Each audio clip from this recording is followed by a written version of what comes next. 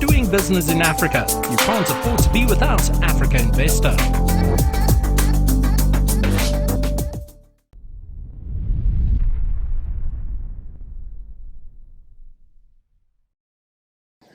Thank you, ladies and gentlemen, for the time to speak.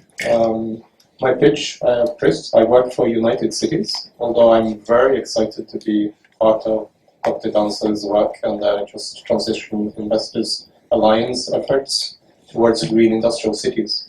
I would start simply by saying that we don't invest in projects, we invest in communities.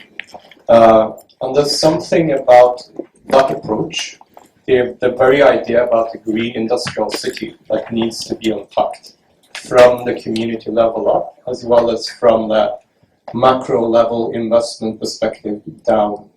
And let me give you a few examples. I mean, I come from a country that less than 100 years ago was doing worse than Africa south of Sahara.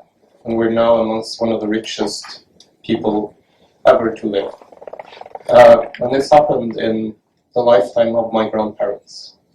So obviously there's something there that we can share, and we can even speak about condensing this time.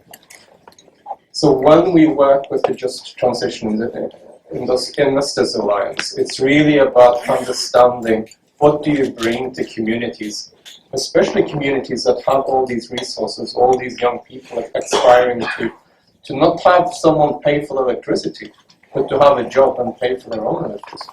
That's the future of this discussion, right? No one's going to pay for the power systems of Africa. Africans are going to pay for the power systems of Africa.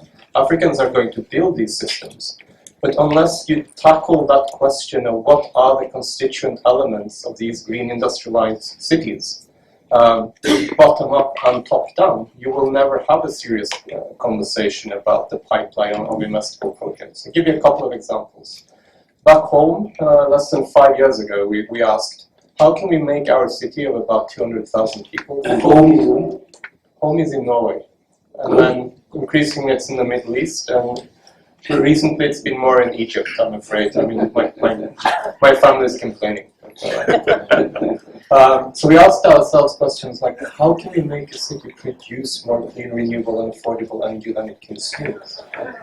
And the capacity not just to ask these questions, could organize the types of public-private partnerships that this takes, mobilize the capital, draw in the technology, work on the frameworks, legal frameworks, work with the communities, rethink the business models, meant that in less than 5 years we were able to pull this off. And we thought, okay, if that works in Norway, I mean, we're not smarter than anyone else, to be honest. Right?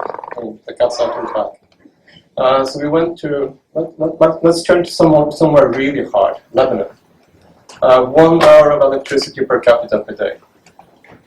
Very bizarre in a country that's so blessed with sunshine and natural resources and some of the best educated people in the world.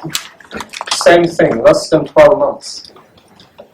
A co-op of citizens are able to rethink their energy system, build a local grid, use through a technology, or more specifically an energy corridor, access to technology, to knowledge, to business models. Doing business in Africa. You can't afford to be without Africa Investor.